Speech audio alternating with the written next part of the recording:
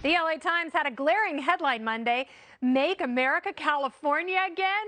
That's Biden's plan. Blah. Well, as much as I love the spirit and people of California, that's a horrible plan.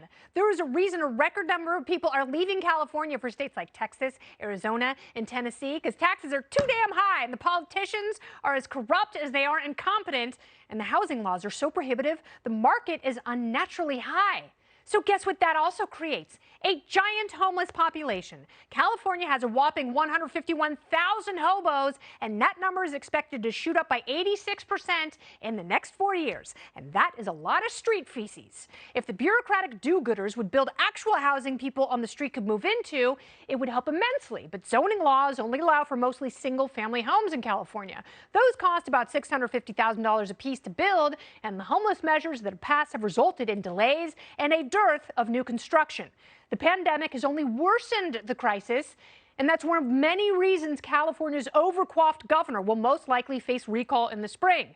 Gavin Newsom not only has all the wrong answers for homelessness and the pandemic, unless he's stuffing his veneered mouth with thousands of dollars in French laundry truffle niblets, he's also beholden to public sector unions.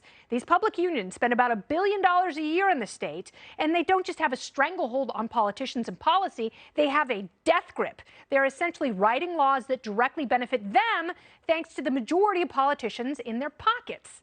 One of the most disgusting and egregious examples of union hubris and overreach came from UTLA, one of the nation's largest teachers' unions, which demanded charter schools close, police get defunded, Medicare for all be passed, and fully funded federal housing for the homeless, or else they would not allow their membership, the teachers, to return for in-person learning.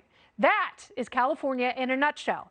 The state's politicians have choked on their own narcissism for so long, they have essentially begged companies like Hewlett-Packard, Tesla, Oracle, Juul, and Palantir to skedaddle out of the rusting Golden State.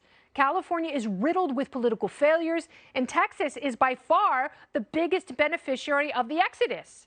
If almost President Biden were smart or original, he would tap into the Lone Star State to make things great. But he's run by a committee of opportunistic statists who know little else than how to indulge their own self-interests. And that's the memo.